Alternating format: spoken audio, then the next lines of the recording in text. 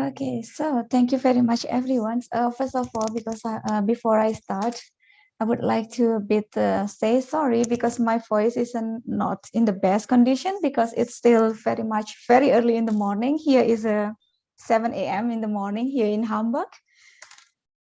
So basically, it's just a very casual lecture that I want to give you. So don't think it's as a lecture, but just for like a sharing session. So if you want to ask me a question, you can just directly ask, or we will have a session after my talk for a question and answer. So yeah, basically, I was contacted to give a lecture about English, and I was so surprised, like, oh, how can I talk about English when I'm major in a chemia or in chemistry? But then today I would like to talk about the importance of English for the success of studying or living in non-English speaking countries. But I will also cover a little bit answer. Okay, I'm sorry, wait a minute. I have a little problem with changing my PowerPoint.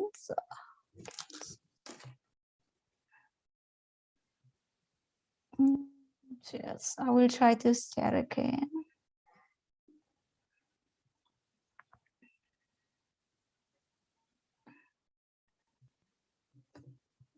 Yes. Yes, so not only the importance of English, but I will also try to share to you like, can you survive with only English in non-English speaking countries? Because it's also a big question when you are living in a non-English speaking countries. So first is a short story and history. So basically, I come from a small village in Central Java. Well, probably you all know in Muntilan or Magelang. It's in Central Java. It's very close to Yogyakarta, like 1 hour or 1.5 hours. And then I went to the university in Yogyakarta, well, specifically in UGM. So I graduated from UGM, and I want to share you a little story about that. So when I was in my bachelor degree, I didn't speak English at all. So I didn't know about English at all. Well, basically, a very basic English I knew, but for speaking, listening, and writing, it was like zero English. But my reading was really good. But then starting to get into my last semester of my bachelor degree, I was thinking that no, I want to study outside Indonesia. So I need to have an English with me. So I was quite thinking a lot on how can I learn English by myself, because at that time I wasn't really know about English classes or about English courses. So I just learned English by myself with a very bad result. And I just decided to take the IELTS exam. And when I took the IELTS exam, I was just very lucky that I got IELTS 7 without knowing anything actually. And then I decided to move to the UK. So I did my master's degree in King's College London.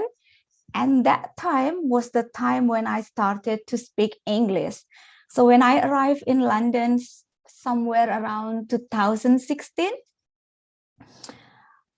I was completely surprised because I didn't understand anything they speak. So I was struggle for quite sometimes for a few weeks or so. I didn't understand the lecture. I didn't understand the daily life and everything. But then it got me a little bit motivation, like, oh, I need to survive in this country, so I need to learn English. So by that time, I was very shy to try to speak English, but then I have no choice. I had no choice at all. So I tried to speak English with my friends, with my colleagues, with my professor, with everyone in the street, everyone in the train stations and everything, just asking for direction and everything. And then I started to learn English. That's why now you can hear me speaking English, even though it's not good, because my English was kind of like a broken English. I never learned English properly. So yeah, it's very basic English. And then on 2018, I decided to move to Germany for the AU project. So basically, I applied for a job, but then I got a PhD position as well. So I basically have a PhD and a job at the same time. I also give a lecture for a university student, mostly for the bachelor and master student.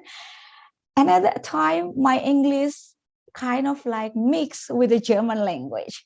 So basically, I forget the true English language and it's mixed with my German. So now that you can hear, my pronunciation is kind of like weird because in German, we pronounce whatever is written, just like in Indonesia. So we don't say, for example, UKE, the place that I work is not UKE. We call it UKE, as the same as in Indonesia. So that actually influenced my English. So it's kind of like a very mix of my English and my Germans come together. So not so good English, not so good German mixed together. And it was a nightmare. So now I can tell you how important it is for us to really able to speak a proper English. Don't be like me. So learn from my experience. Like, I don't know how to speak a proper English, and that's give me a lot of problems. So now if we think about the English speaking countries, there's actually only few in the world has an English speaking countries that you can see here in the map is the one with the color of pink. Yeah, well, we can say it's pink. Yeah, they are all pinks. They are all speaking English. And many of these countries in the world, they don't speak English at all. But according to the survey again from the UK government, it was around only 19 countries speaking English at that time. But nowadays, almost 1.5 billion people can speak English, and most of them are a second language.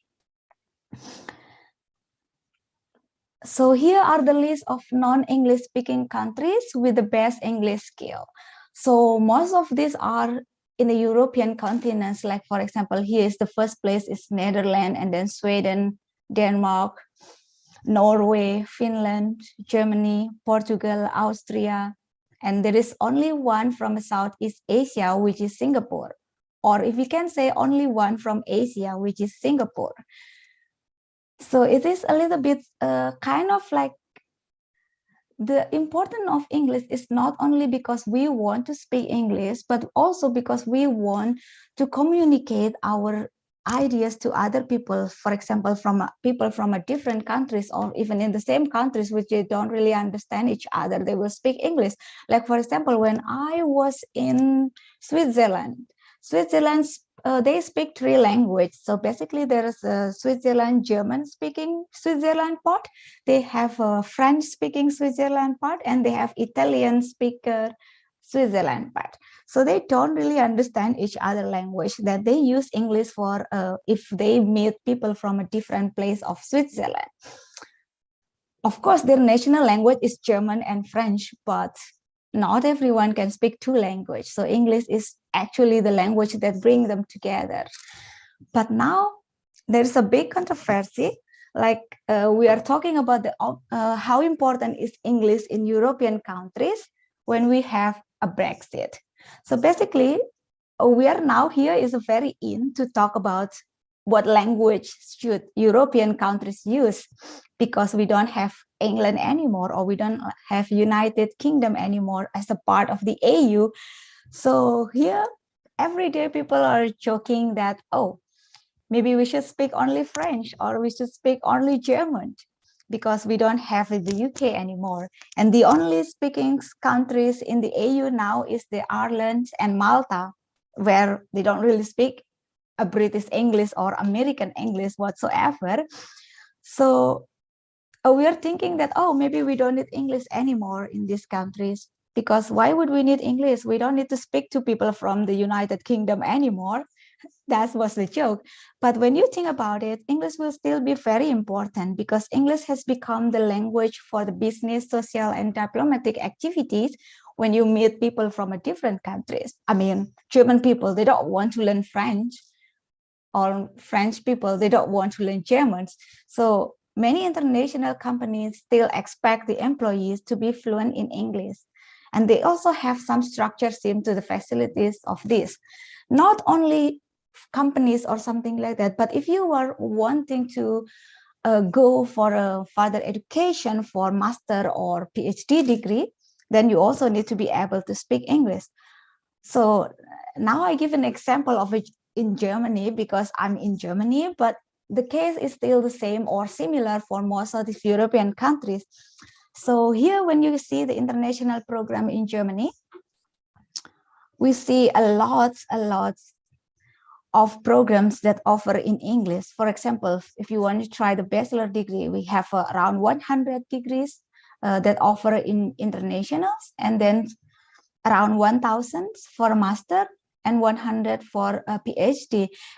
And because you are now based in Indonesia, so I assume that you are now doing the bachelor degree, or probably some of you have a master degree. So what you need to find is a master degree or PhD degree if you want to study abroad. And they are all mostly offered in English. So because for bachelor degree, most of them, most university, you will need to speak the local language or the national language, because most of the programs are actually in the national language, or in this case in German. But for master and PhD, they are all mostly in English. And if you think about doing a PhD of a doctoral degree outside Indonesia, in Germany, for example, there's only one program that is all 100% in German, which is a German study, which is understandable.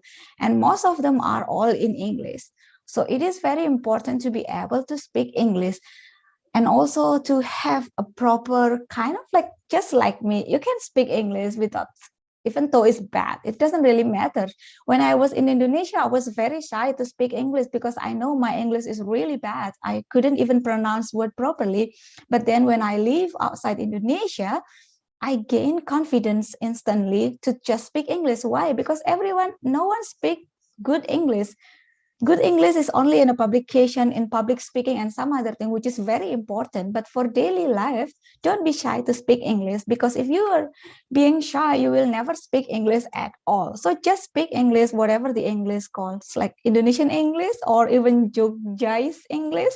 It doesn't really matter. It's all good English.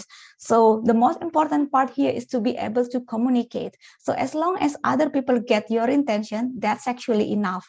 But to be able to perform really well in so-called academia or professional life, of course, you need to have a certain level of English, especially for your writings part, because there will be a lot of document involved, or publication or seminars or everything that will require you to have a very good understanding in listening and writing.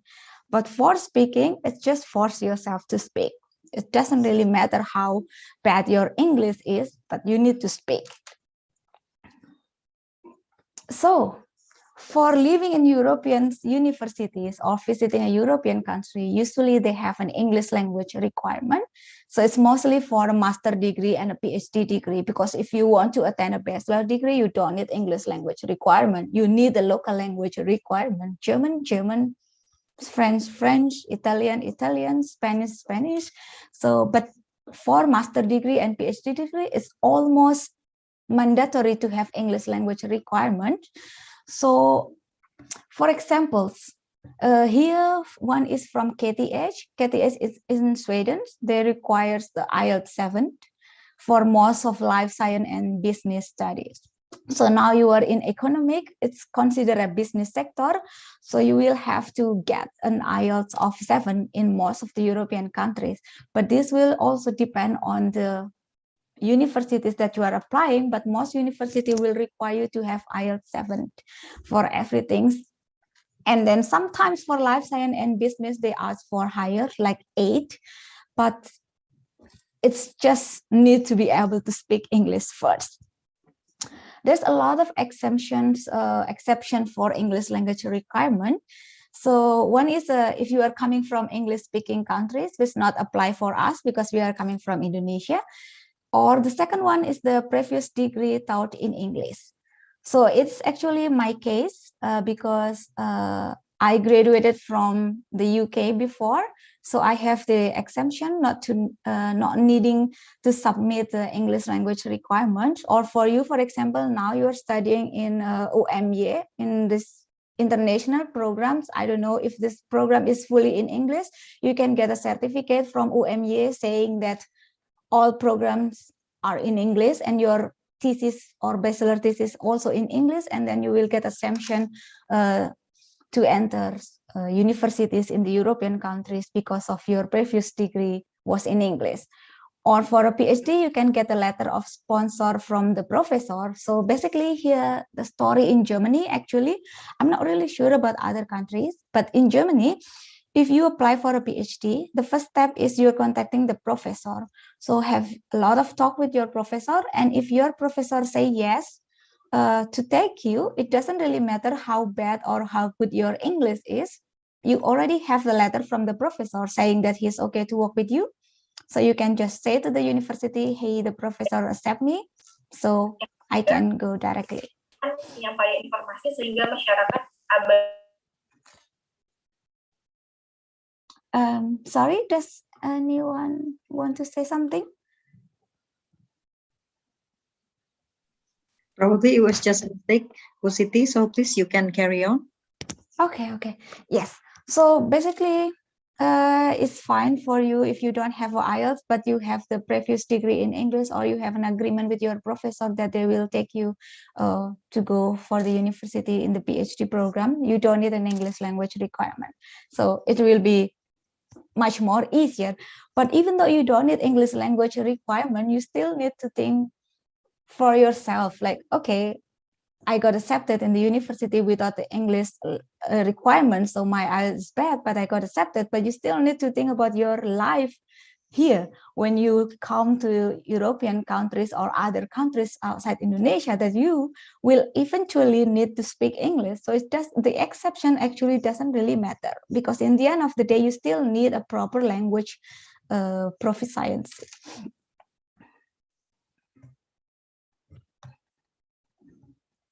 Okay, I'm sorry again. I don't know why I cannot move on to the next slide. Okay, yeah. So how important is English for the success of study in non-English speaking countries? As I say here, this is example of my previous study. So here is a PhD in pharmaceutical chemistry. So basically from the university, it's already stated that I can write my thesis either in English or in German. And if you eventually wish to use another language, you can actually submit a request to the doctoral committee. Oh, I don't want to write it in English or in German. I want to write it in Indonesia, for example. Well, you can do that. But most of the time you can't, because there are probably very limited professor that can understand your thesis. So it's still very important to choose the language between English and the national language that you are living there. But here you still need to submit the summary in German and in English.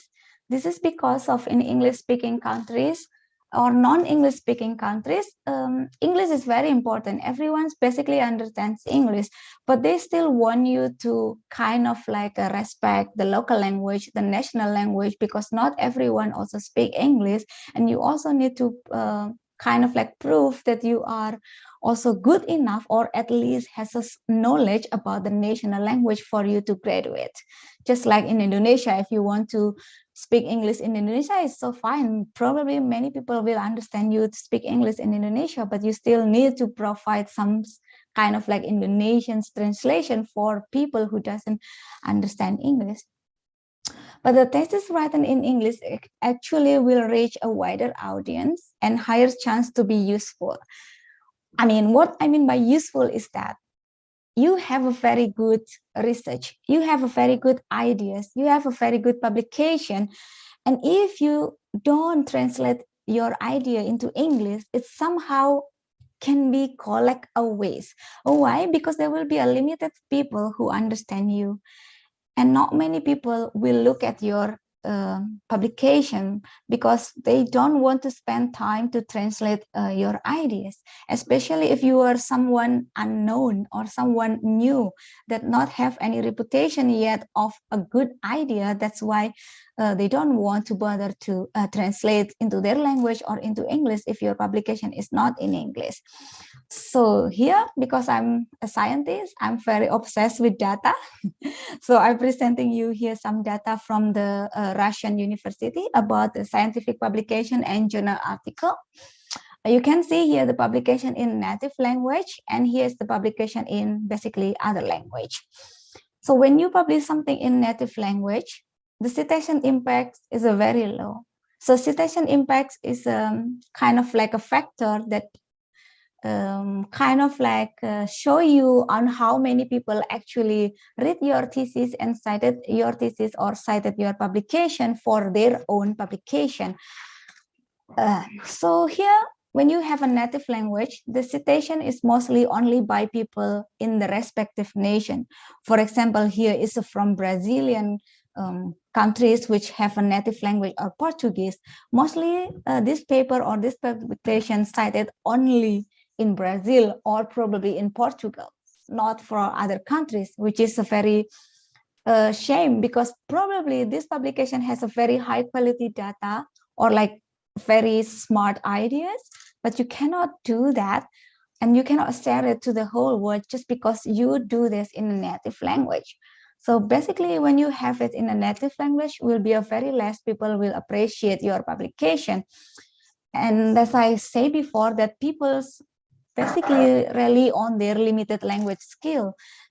I mean, most people will only speak two languages, their native language and English. And when they see something from a language that's unfamiliar, they will just close the book instead of trying to translate it. Because why? That's always the question.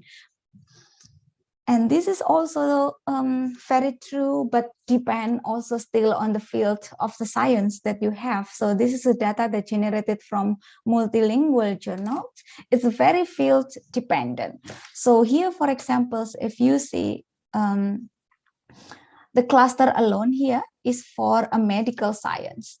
For medical science, actually, it doesn't really matter whether you have shared English and national language. They will still have a high citation factor because the nature of a medical research field, that is very important field, that is very kind of like, well, not the most important, but kind of like the most popular field, the most respected and well-known fields to be in science. That's why they still have a lot of citation, even though they have a low share language. But for example, if you see here in this humanity and agriculture research, they're mostly having a very high share language, which means 75% in the local language or national language and only 25% in English language.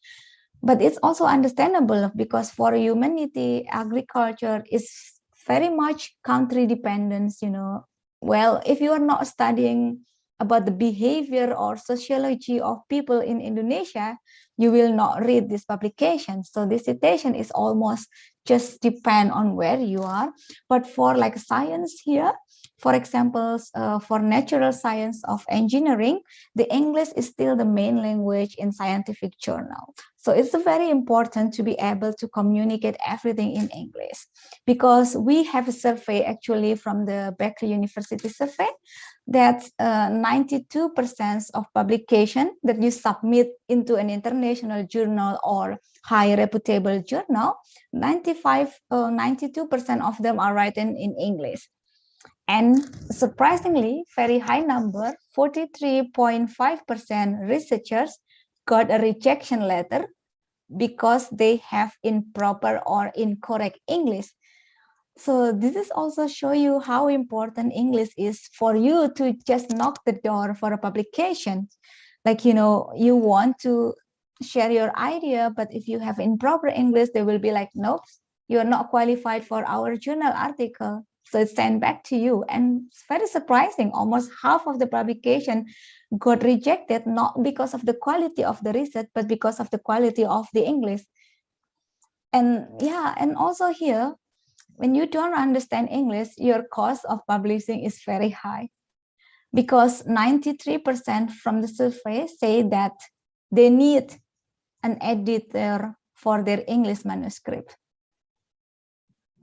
And then at least 60% of them need to pay for editing their paper. And that is very shame because it will be very expensive. I remember when I was in a bachelor degree, I worked for a scientific magazine.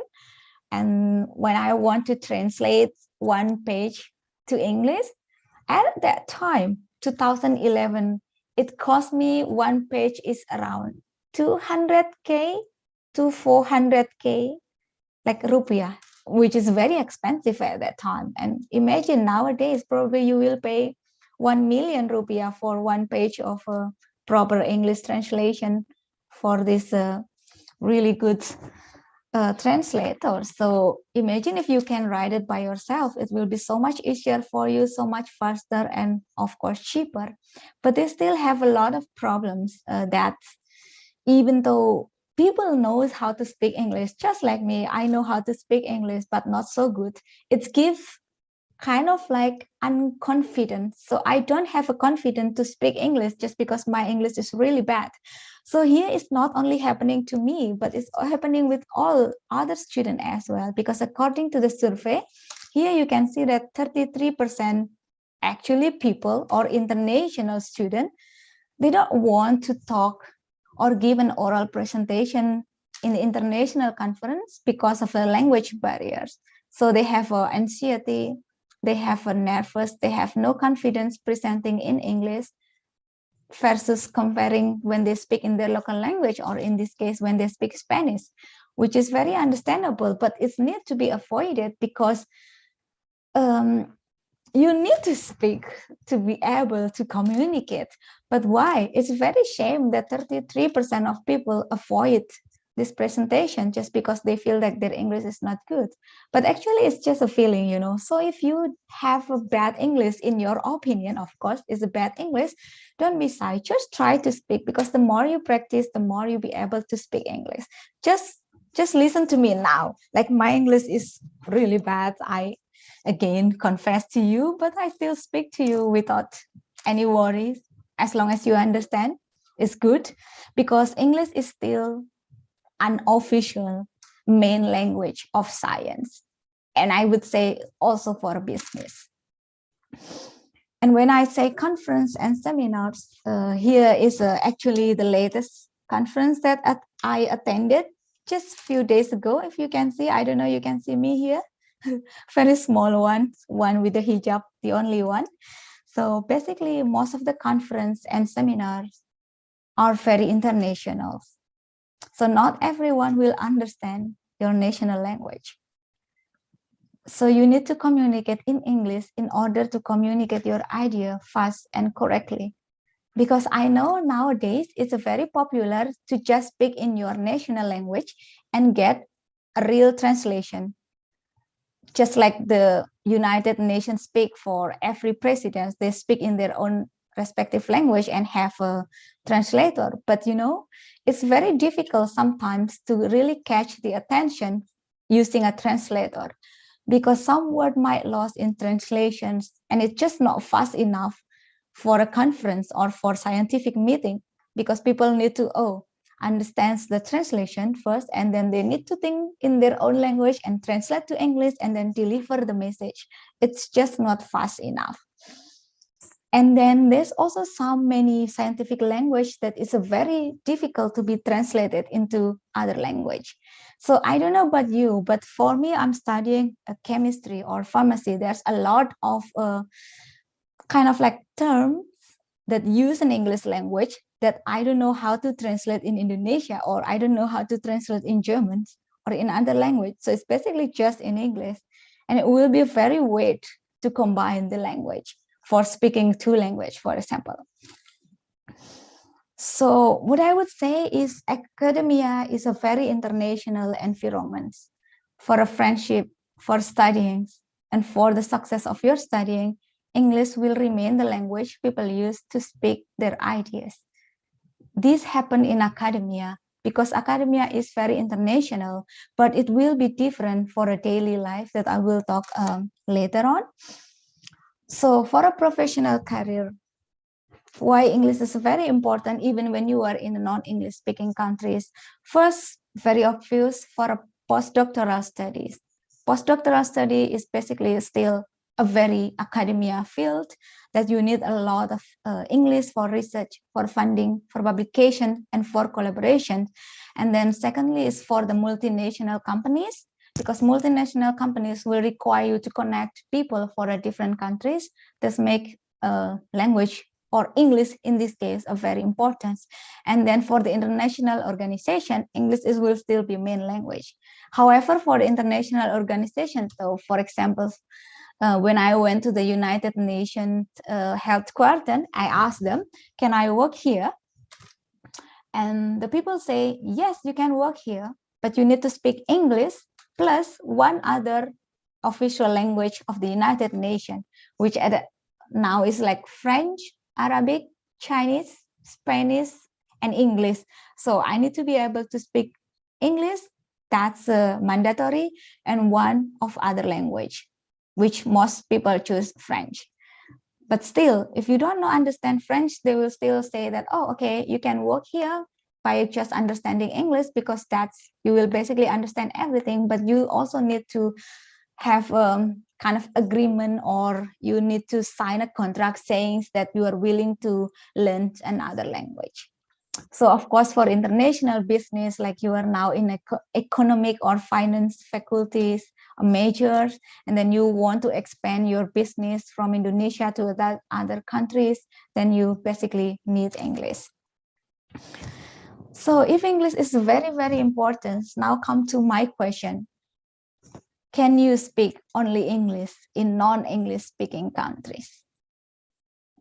It's very big questions to say. And I would say that the answer is yes and no at the same time. Why? Because we are going to look now for the English outside the academia or for a professional life. And here is in Germany, I give an example mostly in Germany because it's my subjective kind of like experience here in Germany. Basically, I don't speak German. So these 5 years, I survived with only English, but not only English. What I mean by only English is professionally speaking, I only speak English. But for a daily activity, I also speak a broken German that's mixed with my broken English. Because I think that if you live in non-English speaking countries, you really have to learn the national language of the countries. Why? I would like to give you example. One is for the bureaucracy. So document and paperwork are hardly written in English. So even if you go to the very high English proficiency countries like Netherlands and Sweden, when you try to speak their language, they will answer you in English because they are very comfortable to speak English and knows that you are not good in their national language. So they are just directly speak to you in English. But for document and other paperwork, they are all written in national language. And it's a nightmare if you don't have any knowledge in the national language. Well, of course, you can always ask them politely to get a copy in English translation. But the point here is that English translation is not always legally binding. Because it was always my case when I go to, for example, to the bank or to the visa office or to some international office or to the doctors and everything. They always give me a document in German, basically. And I always ask them, do you have it in English? Because I do understand German, but I don't understand complex German. And they will give me somehow like English translation paper that translates everything that is written there, but it will always have a statement that says, this English is only for your understanding purpose. It cannot be used for a legal action, which is very bad because you never know if this translation is really correct. And that's actually a big problem, because if something happened to you, then you just submit your German or your national language document to the court or for some complaint, and they will say, no, it's never written here. And then you will say, no, but the English translation say this. And they will just say, no, you cannot use this English translation. This is what happened in daily case. Of course, you can have like a what you call the professional English translators. I'm not sure what they call, but the legal English translator one. But that's not the. It does only happen for your very certificates or some other thing. But for daily life, even for a legal action, they don't give you English translation that is legally binding. So it's a big problem as well. And the second is for the jobs. Most companies will require employees to be fluent not only in English, but English is a must. They also require you to be fluent in national language, especially for the job related to health service, public service, marketing, and other public engagement jobs, because they will feel more comfortable to speak in their national language. So they want you to know all English. They want you to be very fluent in English, but they also want you to engage deeply with the society and with the community. And that's why they require you to have at least 2 languages. And most of the time, reports and documentation are most often written in national language. For example, if you want to submit your new business proposals and you want to get an approval for the government, you cannot write it in English. It needs to be in the national language. But you need to know the English because you will need to communicate this to another people in your companies or another countries that don't understand the native language. So it's somehow a balance. So I would say for everyday professional life, English is the main language that you can use. But for really engage in the community, you really need to be able to understand at least a very basic of the native language on where you live. And this is what I call with the social and community engagement. So first, not everyone can understand English. Not even in the European countries. I mean, most of the European countries will be able to speak English, and that you really need to be able to speak English if you don't know anything about the local language or the native language, but not everyone can understand English. And then not everyone is willing to speak English. Even though they understand English, not everyone is willing to speak English. Just a very good example is here in Germany. I live in Hamburg, which is a north part of Germany. And in north part of Germany, I can speak English just confidently. Everyone will accept me. They love to try to speak English. They love to also develop their English skill. That's why they're really happy to speak English with you, because they also want to practice their English. But when I went to the south of Germany, like say Frankfurt or Munich, unfortunately, they understand me, but they are really unwilling to speak English. So they will always reply me in German, which for me, it's okay because I understand a little bit German. But for people who don't understand German, it will be a very big barrier, because you know they understand English, but they don't want to speak it. Sometimes but actually it's still okay, because some people can also want to compromise. Like, for example, you speak with people and they will reply you or they will answer you in German, but you can still talk in English, But it has a mutual understanding that you need to understand their German and they will understand your English, but they still speak German and you still need to speak English. It's very different from many parts of countries. Like, for example, when I went to Switzerland, I lived there for a couple of months and people there speak French and they don't even speak to me when I try to speak English. So I really need to use German, because even though they speak French, German is still their national language. So they are willing to answer me in German. So it's a very tricky actually for the social and community engagement, because there are a lot of misunderstanding going on when you try to speak to the people that cannot be solved just by one language. So you really need to have 2 languages in non-English speaking countries, because often the intention often get lost in translation. For example, let's say you meet your friends from many different countries. Of course, everyone will speak in English, right?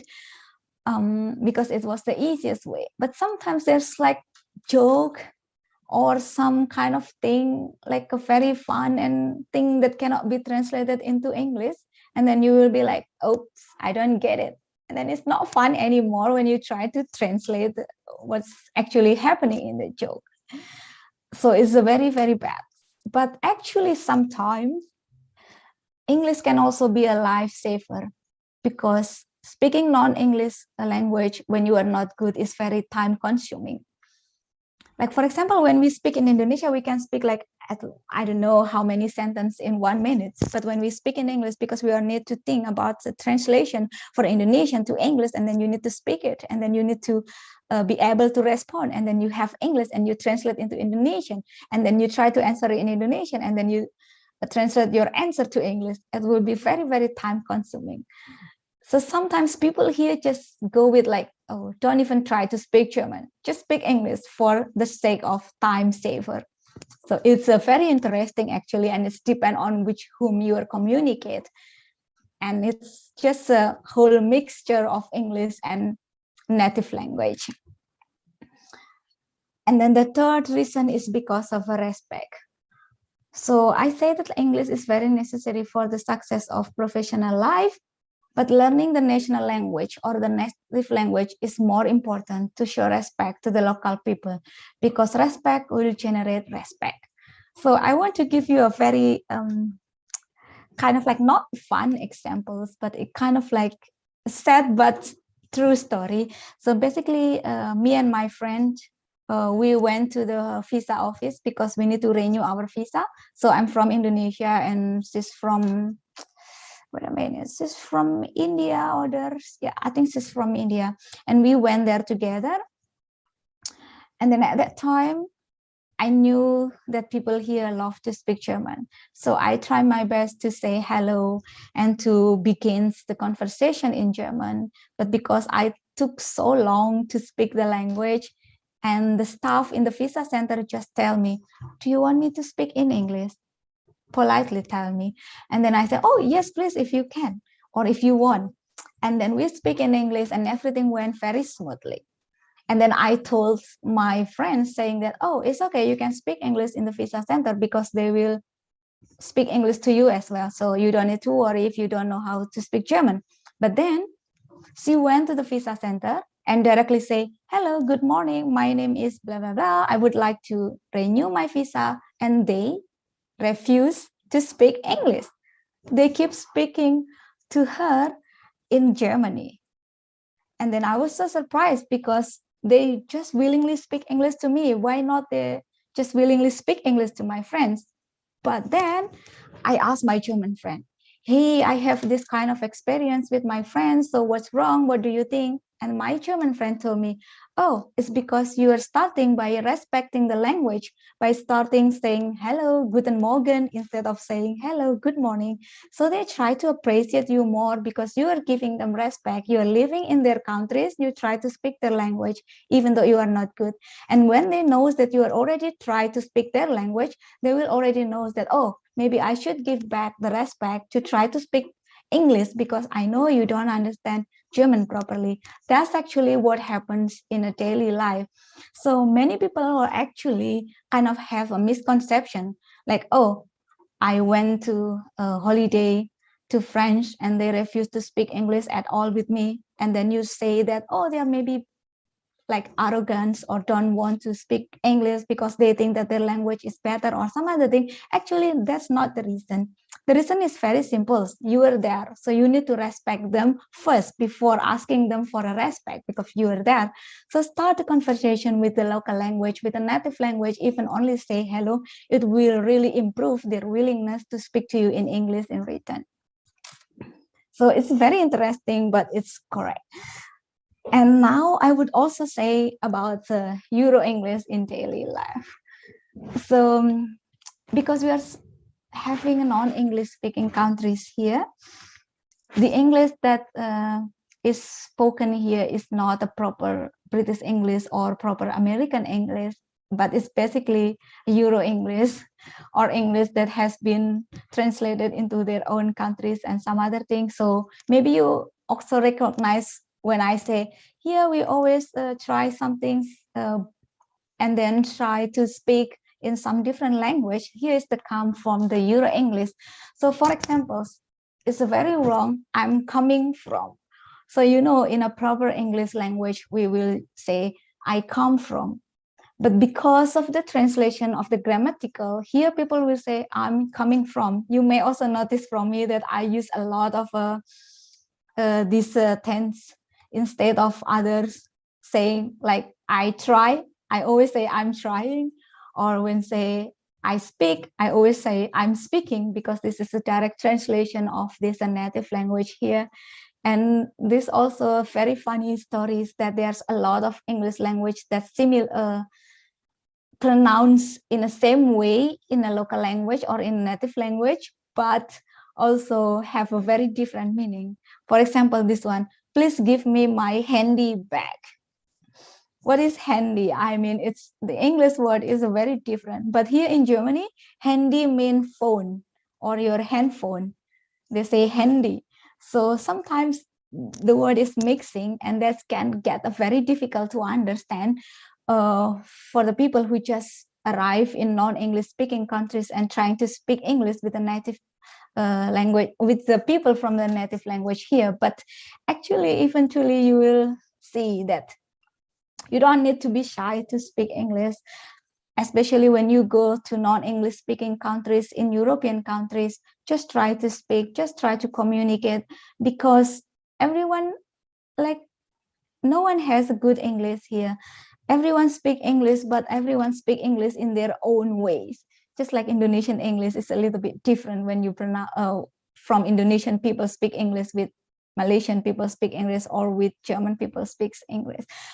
So actually, my advice to all of you, if you want to try to expand your career, or you want to try to study abroad, just start to speak English as much as possible at home in Indonesia with friends. Especially now, I'm very happy actually UMY has this international program that's communicate everything in English, because it's gain you a confidence, it's give you a training to be able to speak more English, because I know in daily life in Indonesia, people hardly speak English. So now you have a very big community here in the university that you can speak English with your friends, speak English with your teacher, speak English with your professor. Just use it as much as possible as a training, that you can be confident speaking English, because speaking English is not about speaking it wrongly or speaking it correctly, but it's more about try to speak more, try to practice more, because as long as you get the message, it should be fine. You don't need to have like an excellent English. Of course, you will need a very much excellent English if you want to write a good publication, or if you want to give a presentation in a conference or in seminar. But there's thing you can prepare. If you have a seminars in the next few weeks, for example, you can prepare your English scripts or some other thing. But for daily life, it's a big challenge for you. Then just speak it every day. You have friends here, and now with the internet, try to do everything in English. I mean, but don't forget your local language. Just because you're learning English, it doesn't mean that you need to forget the, I don't know, Japanese language or any language that you are speaking, because that's actually give you a culture, that you are proud to have your local language, but you are also willingly to go globally to try to speak English. So you can explain to someone else, oh, hey, I'm from Indonesia, I can speak English, but we have other language, we have Japanese, we have Sundanese or some other language that you can be proud of. So they need to coexist together, just like the people here in European countries that I always learn from them is that they are very proud of this native language. They're really proud to their native language, but they still kind of like acknowledge the importance of English, and they can coexist together in daily life, that your brain will eventually understand your intention. The brain will eventually split to English, to Indonesia, to German, to Japanese. It will just eventually happen if you practice it every single day. So it doesn't really matter if what state your English now or what state your life is, and you want to expand your career, expand your study, that start to learn English. And good thing if you can also start to learn some other non-English language as well. So with this, I would say that if English is a delicious cake, your local language is still the cherry on top. So with this language, you can really open the door to many opportunities that you want to grow your careers, to grow your business and everything. But the local language will still strengthen your value in the society where you live. So they can actually coexist together and be as important as other language as well. So with this, actually, I would like to conclude my small sharing. So here is a picture of Hamburg. So if you want to come to Hamburg, you can actually contact me and I will show you around. And after this, you can ask me question about English, about everything. It's a very, I think will be more kind of like sharing. So if you want to ask how I get my scholarship here or how I can come to Germany from Indonesia or how I start everything or just anything, just ask me and don't be shy. And if you don't want to ask in English, you can also ask in Indonesia, but I would prefer you to try to ask in English so you can also try to communicate me in English. And last but not least, I'm really sorry for my broken English. Right, thank you very much. So Ibu Sita, monggo kalau mau ada yang bertanya. Dankeschön, Dr. Siti. I try to appreciate your second language here. Well, it's so interesting that what you have been saying really is opening at least my mind. I believe it is also opening the students' perspective here, yeah, about the language. So language is really location, yeah. If you only want to contact people in Java, you just need Javanese language. But if you only also want to be global, you need to grab the global language, which is in this case English, yeah. And also respect to other language is also important. And in fact, I noticed, Dr. Siti, that your English is using German intonation, which is fine, which is perfect. Okay, guys, you have time until 3 to ask any questions to Dr. Siti. Time is yours, guys. I mean, you don't need to always ask me about English. You can ask about anything. Yes, Bu, there is a Muhammad Reza. Yeah, thank you so much. So I'm sorry, I can open my my Zoom. So actually, good morning. Yeah, is it good true? Yes, yeah, it's correct. Good morning. Yes, but it's good afternoon from Indonesia actually. But first, I'd say my warmest greetings to Mr. Bapak Dimas.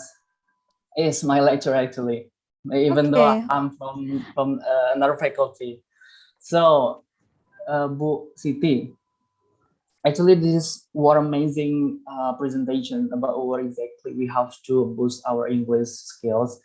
But as far as I know, this is my first experience as well. But I want to know what exactly how you can learn in English actually. But this might be an expectation because what you were saying before, you didn't speak English at all, but you can get a higher English score in IELTS. Of course, 7 band in IELTS is the highest score, as everybody knows. 7 IELTS, they want to apply for number of universities in overseas. So even doctoral application, the 7 band is must. So my first question actually goes to how you can spill your maybe your work hour during to constantly or to boost your English academic.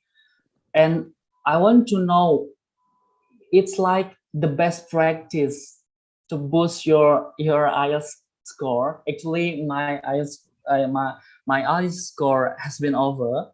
It's almost 2 years. So I want to take the real test also, but I just want to make sure how to boost during my office hours. So, and also the third question, how you can prepare during your work during your study with your experience to get the best score in IELTS. I think that's all. Thank you so much, Siti. Okay, thank you for the question. Yeah, I was lucky to get a IELTS 7, even though I didn't really speak English that well. I think you are too low profile. Yeah, so to be honest, when I was in my bachelor degree at that time, I was in pharmacy faculty. Yeah, so I have what you call internship to get a license as a pharmacist.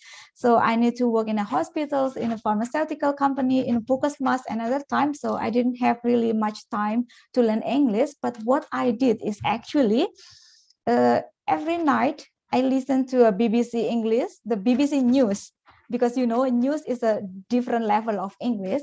So I just turn it on every single day. Whatever I do, I was cooking, I was like doing households, doing everything, and it's always on my side is my phone with the English news or English stories. Sometimes I even I went to bed with all this English news every single day. It was like that. And that time I was telling myself that because I only have like 6 months to learn English before I wanted to, because I started to learn English, I think was in the beginning of January 2015, and I need to already apply everything on the July. So what I did was actually I promised myself that I will never read anything except in English. So when I want to read the news, even Indonesian news, you can get the BBC Indonesian in English. Yes. So I really try to read everything in English, magazines, news, and listen to everything only in English outside my working hours. Of course, if someone else try to speak to me in Indonesia or in Japanese, I will respond to them. But as much as possible, I will not watching Indonesian TV or some other thing for 6 months. I really all English. And at that time, I choose the BBC. So if you go to bbc.com, they will have like BBC Learning English series that come from beginner level, immediate level to advanced level, that they are all mostly suitable for IELTS, because IELTS is mostly like a British or Australian English rather than American English, right? So it will be perfect for trying to learn IELTS. And then depend on your IELTS. If you want to do for me, I did the academic IELTS. So it's very important for you to also read the publication in English. If you read the journal articles or something from the finance articles or everything, try to read it in English, because that will really boost your English very quickly. You will not notice it, because at that time I was like, why did I read everything in English? Why did I listen everything in English? I don't even understand what they are saying because they are very fast. But it's get to your mind. It's train your mind to get used to the speed of speaking or the speed of listening from the news. So if you don't understand a thing when you listen something, it doesn't really matter. It's get to your mind. It will train your mind to be switch your brain. Oh, it's English language or something like that. So it's very important. So I mean, at that time when I did my IELTS, actually, my reading was really high. It was like around 8.5, because I know I was really good at reading because it's reading. But my speaking was actually only 6.5, because it was very difficult for me to speak in English. I mean, I got a very good listening score and reading score because of my practice. But for the speaking, it was very difficult because I didn't have friends or I didn't have people who can speak English with me as a practice. But now for you, I think it will get easier because you have this UMY has international programs. I believe everyone wants to improve their English, and don't be shy. Just call a friend. Hey, we have a Friday English, so we only talk in English on Friday. Even if you are in the office, for example, maybe you have a college who also want to improve their English. I mean, I think many people want to improve their English, but they are too shy to ask their colleague to speak in English. So it's good that you, for example, try to initiate like, hey, guys, should we speak only English on Friday afternoon or something like that? Then people will, I think, willingly join. It doesn't really matter if it's not 100% English. It will 50-50 English or Indonesia, but it will still improve your English, because I think English is just a matter of daily life, not like other things. But for IELTS, I think you also need to practice a lot of IELTS questions, the practice questions. That's what I did actually. But I also did with my friends. I mean, in kos-kosan, I just call everyone and, hey, sit here. I want to take IELTS. I need to speak English. Let's go speak English with me. Something like that. And they were all willing to speak English. I mean, even though when they replay me in Bahasa, I will still speak English to them because it's my practice time and they will understand. Maybe you can also practice with your family. Okay, that's so great. So how you can get, I mean, like your experience during you applied for master, even your doctoral degree, or scholarship actually. For my master, I got an IELTS 7 to apply for my master, and they require 6.5 at that time, which is, I mean, nowadays no university ask for 6.5. Most of them will require 7. Yeah, but at that time they require 6.5, and I got 7, so it was a very safe. And for my PhD, actually, they didn't ask me for my English requirement because I was already graduating from English-speaking countries, so they don't. But for you, for example, you can also ask, like I said before, in UMY, if your lecture is mostly in English, you can get a certificate saying that you have lectures mostly in English, and then probably they will consider it. Okay. But don't give up. You can get a 7.5 or 8. Yeah, we have been struggling to get that score. I understand it's very tough. Yeah. So, overall, thank you so much, Siti. So the key is really practicing, Siti, Yes, it's really practice. And being patient and committed to the practice. Yes. So guys, is there any other questions?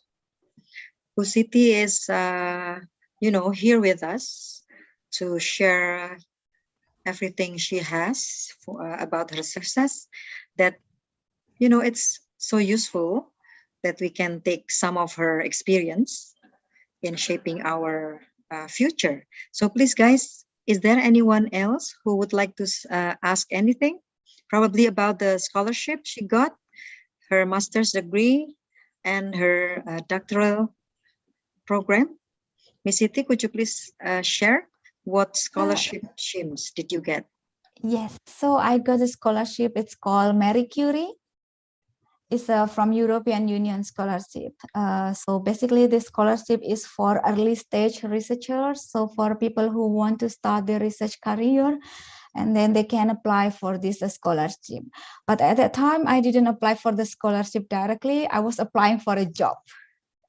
So I went online. If you want to check for you, if you want to get a job in outside Indonesia in academia, this called findaphd.com or findamaster.com. So this is a website where you can see which professor are actually looking for students for this PhD, especially, yes, because for PhD you get a payment. Most of the time in European country, PhD is not a student, PhD is actually employee. So basically you can apply for a job for them. So I apply for this job from the findaphd.com. They have a job application and I apply for a job. And my professor was actually in Marie Curie programs. So I could also apply for a Marie Curie. So basically it's a very uncommon scholarship for Indonesian people, like basically when you think about Indonesian scholarship, you will go for LPDP or you go for Sevenjing or for Erasmus, which is very popular scholarship, which has a very high competition. It's very difficult to get the scholarship. But if you are willing to struggle a little bit more, your chance to get a scholarship is higher because each countries, in European countries, for example, they will have their own scholarship. For example, in Germany, they have the DAAD. Of course, the DAAD is already very popular, so you need to go into deep other scholarship that they have that is not a very popular scholarship. So actually for a scholarship, it wasn't that difficult compared to when applying for LPDP, for example, because I have experience applying for LPDP and it was a very long step. and then eventually don't get it or something like that. It was very difficult. But for most other scholarship, the thing is more straightforward, because you are, for PhD especially, is very straightforward, because you are contacting your professor saying that you are interested. 14.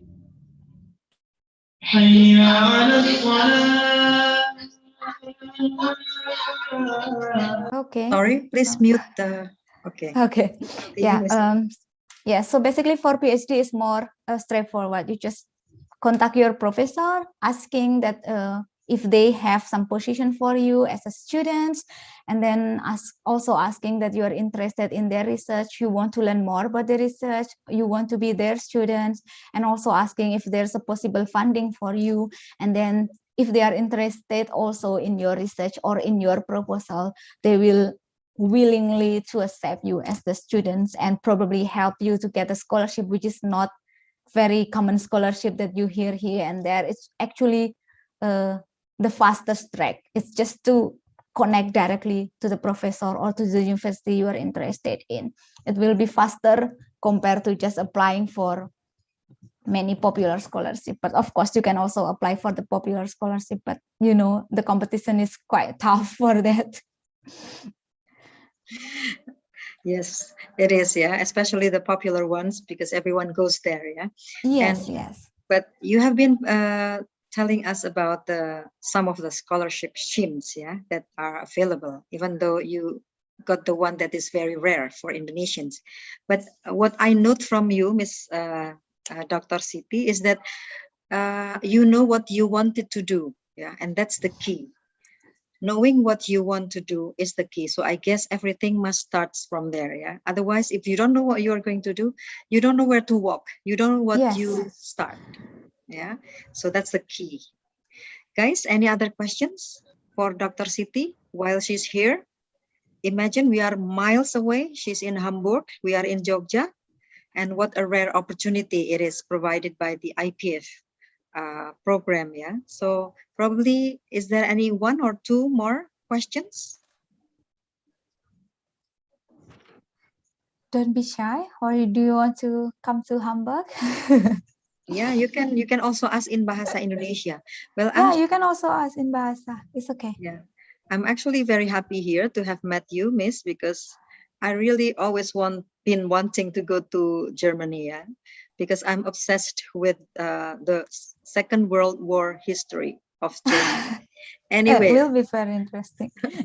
anyway, let's give the opportunities for the students. Guys, any more questions? Regita, do you want to ask some question? Or Ruth, probably?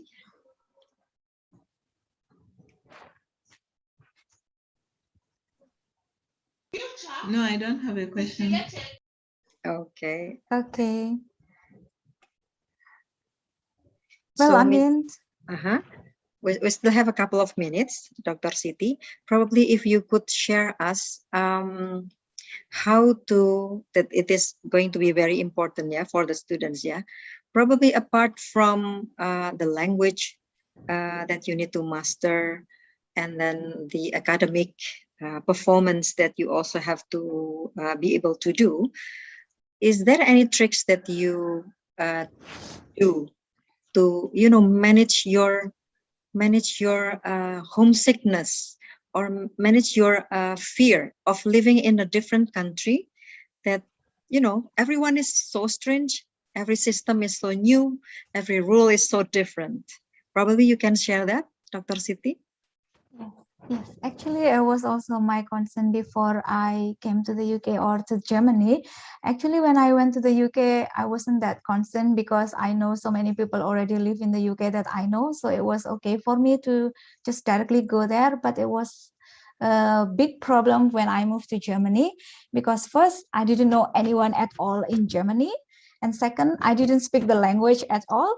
And third, also my language isn't that good. And then there's also a lot of concerns regarding you know, a lot of stereotypes that the German people can be very difficult to approach. It will be difficult to make a friends, and also some other issues regarding the racism and some other things. So it was a big kind of like a problem for me. But the thing is, it's starting again of what you really want to do.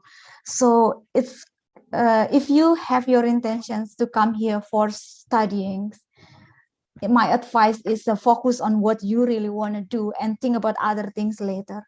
So first is really, I'm coming here for studying. So I will definitely try to think about my study instead of some other thing. But of course, it's kind of like a very difficult. So my advice is first, if you are wanting to move to another country, probably it's a good idea to connect to someone who is already there.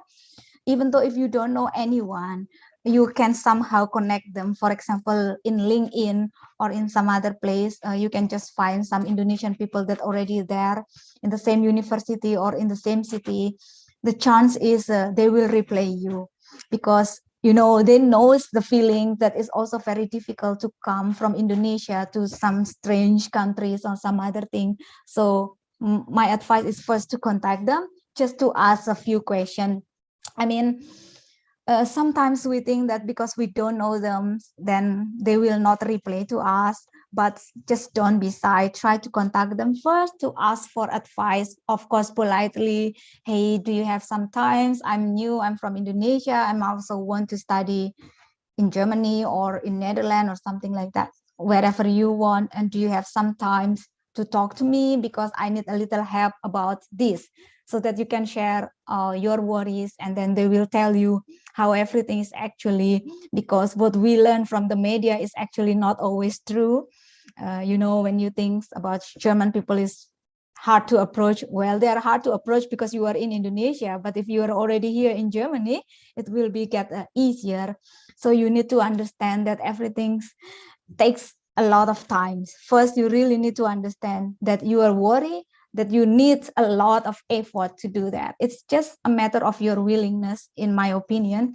You need to be willing to learn, not only willing to learn your major in the university, but also you need to be willing to learn the culture, because you will experiencing a lot of culture shock when you are coming here. So you need to be very open-minded, because we are coming from a very traditional and conservative country, I would say, in Indonesia, especially we are all Muslim, and then you're coming all here, everything seems very wrong. But first we need to understand that what's wrong for us is not always wrong for other people. So the key is to understand that everyone is different, and then don't be shy, just try to approach people, and they will, I mean, many people will, of course, kind of like you will fail for many times to try to approach people or to try to do some other thing. But it's just a process, you know, the more you get used to it. And if you feel confidence, people will see that you are a good person, then they will reply to you. And for some other things, homesickness and everything, I think nowadays is not a big issue anymore, because we are living in a very global internet time. You can always connect with your family with Zoom or with video call or with everything. So your support system nowadays is better, because every time you have some problem, you can call, you have a video call and some other thing, which is nice. And when you arrive in a countries that you don't know anyone, I think just be confident, try to make a friends with everyone, try to be polite with everyone, and don't criticize. First learn their behavior, learn their culture, and then when you get to know them really how they are, then you can start to give your opinion, but don't directly state some kind of like a very strong statement here, because yeah. But I think so far for my experience, I don't have a kind of like really bad experience here. So my life has gone very smooth, even though there are, of course, one or two things that's not going well. But I think it's depend on how you think about it. So I think it's your mindset. The first things that you need to really is just be brave. Of course, it's very difficult, yeah, especially if you are, for example, a woman alone coming from Indonesia to a strange country. Of course, there will be a lot of worries, but I think just be confident, just to think that we also are people who has religions, and we know like God will always help us. I think it's very strong, especially in UMY. I believe that this university is very strongly have a basic in religions. So it's really good to be your basics guidance on how you behave in everywhere, and everything will be just okay if you think it's okay. You know, it's sometimes I feels like people say, oh, I got a racism experiences, or people don't like me because I'm wearing a hijab or some other thing. To be honest, it's very subjective, because I think people will of course look at me because I'm always be the only one who wear hijab. Like I went to Portugal for 2 weeks for a seminar and conference, and people are looking at me because I'm the only one who's wearing hijab. So maybe you feel threatened, but just smile to them. That's what I did. When people look at me, I will just say hello or good morning and smile to them, and they will instantly smile to you, because you know they know that you are not the wrong persons that they are thinking, something like that. So it will be good, because I have actually a very fun story. So when I was in the UK, I went to a host program. In this program, I went to stay with a British family for a week to learn their culture. And I went to this specific family, and they have neighbors, and their neighbors came to the house telling my family, saying that, oh, why did you invite a Muslim girl? What happened? She might be a terrorist. She might be do something bad to your house. Why you invite her? They were strongly disagree with me coming to this family. But then my host family actually told them, oh, she's a student, she's okay. But they still didn't believe it. But because I came there very often, sometimes I saw them gardening, and I just say, hello, good morning. They never reply to me at all. But after sometimes they seeing me almost every day for 2 weeks or so, and they start thinking that I'm not harmful to them. So they came to me and apologized. Oh, I'm really sorry. I thought you were terrorists because the media keep telling me that people wearing hijab, they are terrorists. But now I know that you are nice and you are just a student here trying to learn our culture. I'm really appreciate that you came here. So it's just a misunderstanding and stereotype. But it's do takes time for people to understand that you are actually not what they are thinking. But it's okay. So don't you feel like they are bad just because they think you are terrorists, or they bad just because they don't treat you bad? They think they're become like that because they don't know. But if you try to approach them, it will be kind of like easier for your life here in another countries. Of course, there might be a lot of stranger in the street that just look at you or something like that. As long as you don't do something bad to them, they will not do something bad to you as well. That's my opinion. So don't worry too much. Just think about your dream. You are dreaming to have a PhD, or you are dreaming to have a master from another countries, or you want to start your career.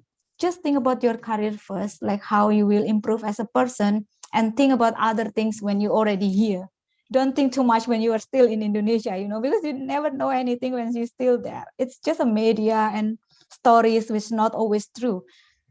Just come here first and experiencing. I think having the real experience is the real lesson on how you can really grow.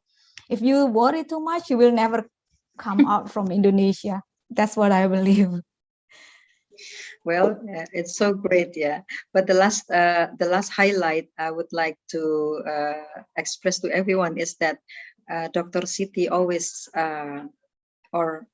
also, prioritize adab before ilmu pengetahuan, yeah. So manner before knowledge. Actually, that's what the Islam teachings teach us, yeah.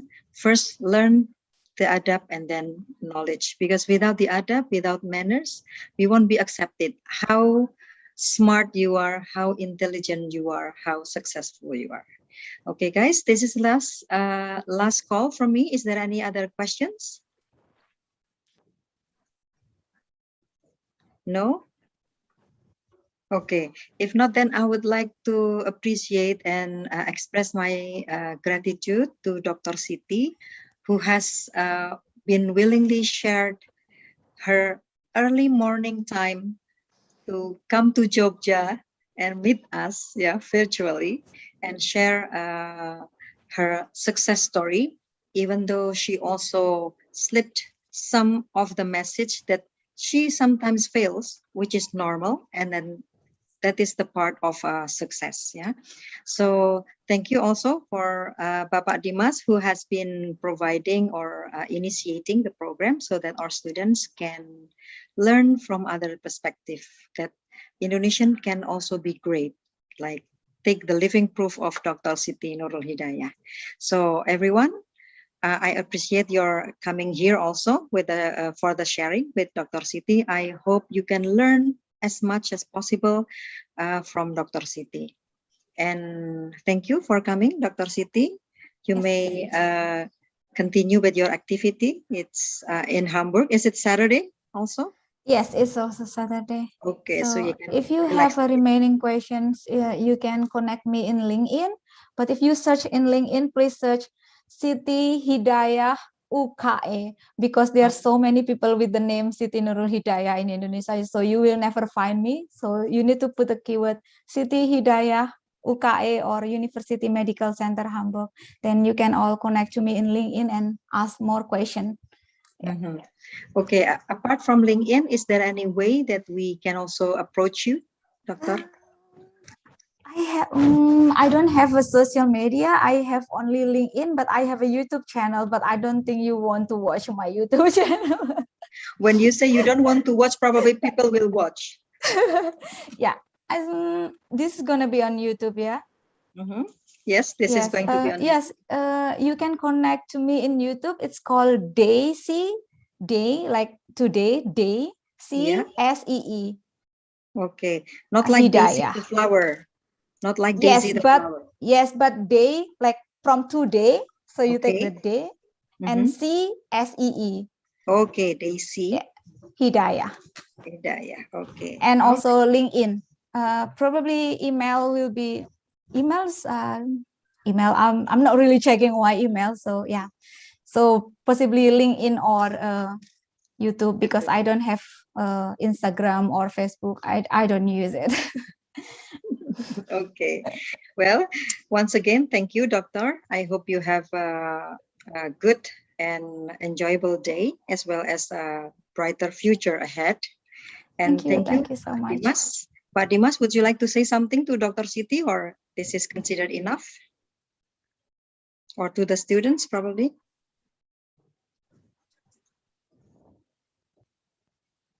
All right. Then probably is not available, yeah? Okay. Thank you very much for coming. Last remark, Dr. Siti, you want to say something to the students? Yeah, for all your the students in UMY, don't give up if you want to learn English, and also don't give up if you have high dreams to expand your career or to study outside Indonesia. Everything is possible as long as you take action. So dreaming is not enough. You need to wake up and work your dreams so hard, and don't be caught off when you fail, because when you fail, actually that's why you know not to make the same mistake. So just first be very confident. It doesn't really matter how good your English or how bad your English. First, be very confident and just know that you can do what you want to do, but take action, start step by step, and just don't be shy, because I know that most of Indonesian students, they are very, very shy.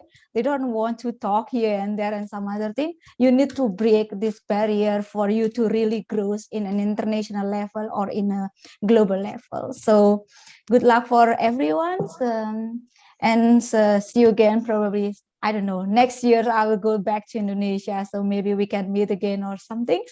But if you have any question like what I said, you can connect to me in LinkedIn, and I would be really happy to help you with some questions or some other things.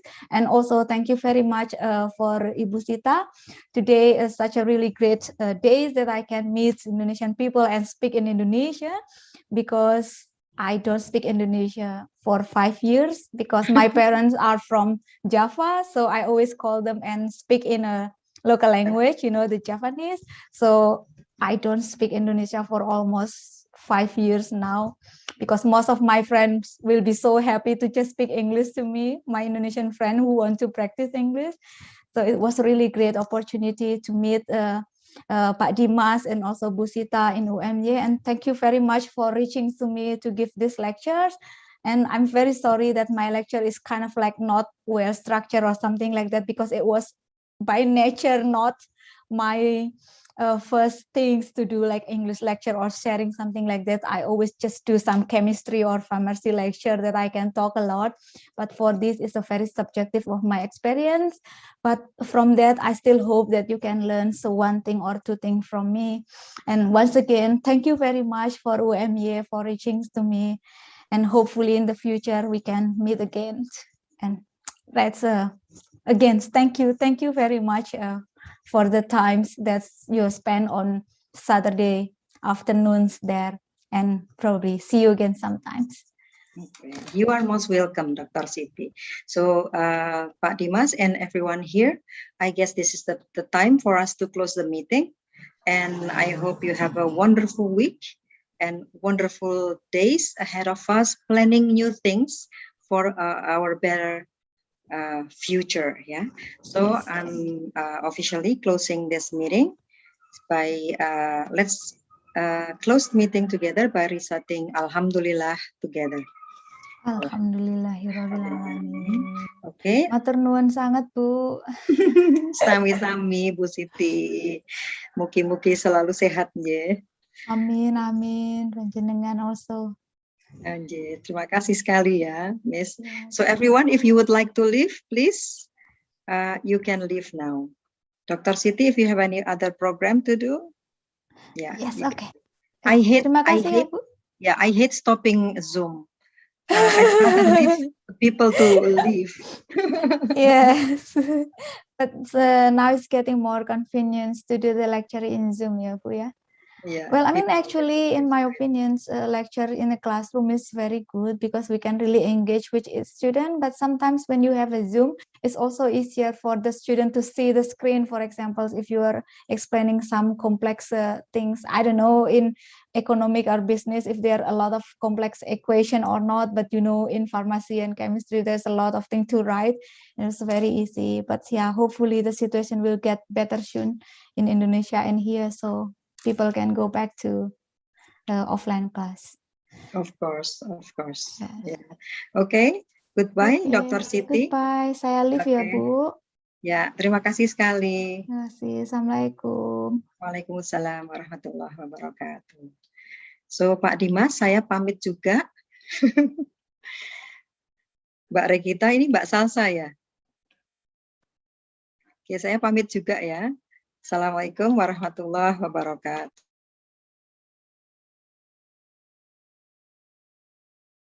So I will just end the meeting.